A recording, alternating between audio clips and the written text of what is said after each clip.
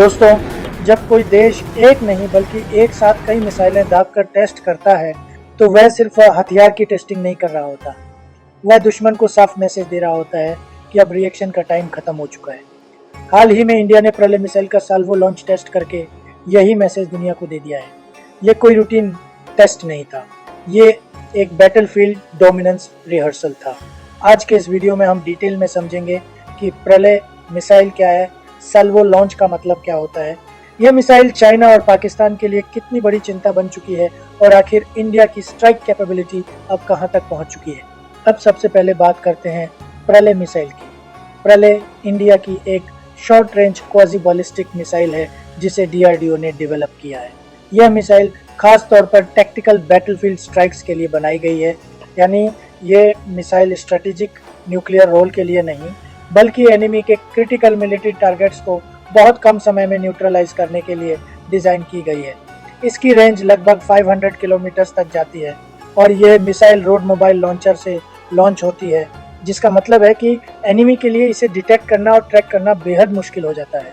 अब आते हैं सबसे इम्पोर्टेंट शब्द पर, साल्वो लॉन्च।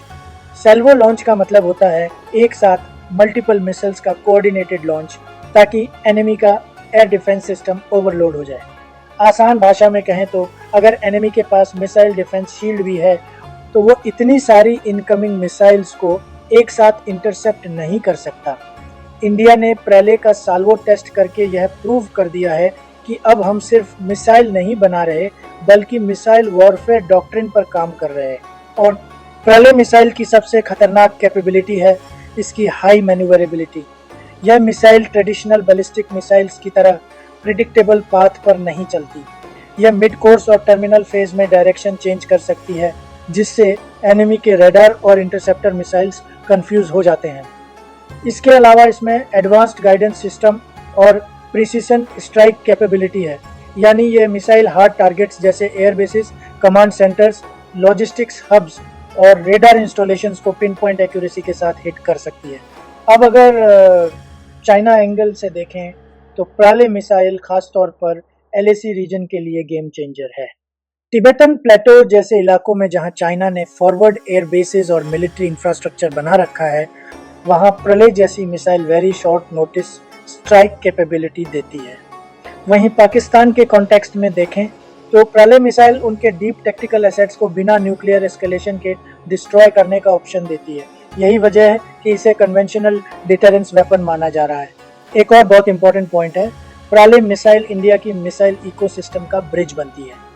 एक तरफ हमारे पास पिनाका रॉकेट्स जैसे शॉर्ट रेंज सिस्टम्स हैं और दूसरी तरफ ब्राह्मोस और अग्नि सीरीज जैसी मिसाइल्स। प्रलय इन दोनों के बीच की गैप को फिल करती है।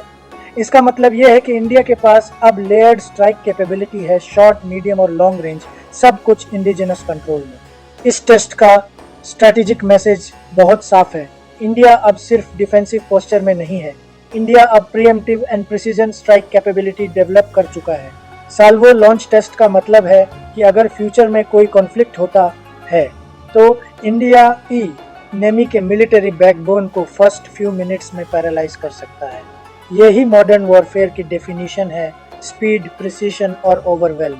अब जरा सोचिए, जब एक मिसाइल सिस्टम ऑपरेशनल डिप्लॉयमेंट में आ जाता है और उसके डॉक्ट्रिन का टेस्ट भी सक्सेसफुल हो जाता है तो वह सिर्फ वेपन नहीं रहता, वह पॉलिसी टूल बन जाता है। प्रलय मिसाइल आज उसी स्टेज पर खड़ी है। यह मिसाइल सिर्फ बैटलफील्ड पर नहीं बल्कि नेगोशिएशन टेबल पर भी इंडिया की बार्गेनिंग पावर बढ़ाती है।